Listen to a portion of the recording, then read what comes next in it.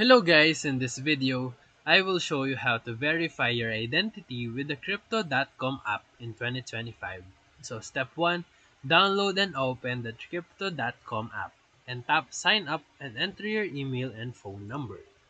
Step 2, once you receive the confirmation email and code, enter it to start the identity verification process.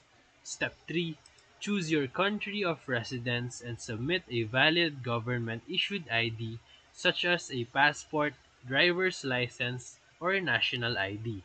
Step 4. The app will ask for a selfie or a live face scan. Make sure that you are in a well-lit environment and follow the instructions for the selfie capture. Step 5. Submit your documents and biometric scan. The app will process your requests within usually 5 to 15 minutes.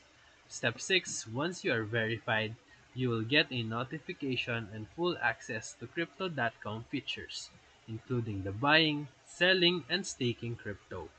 Now, your Crypto.com account is fully verified and ready for secure trading. So if this video helped you, feel free to like and subscribe for more quick tutorials, reviews, and comparison videos. Thank you for watching.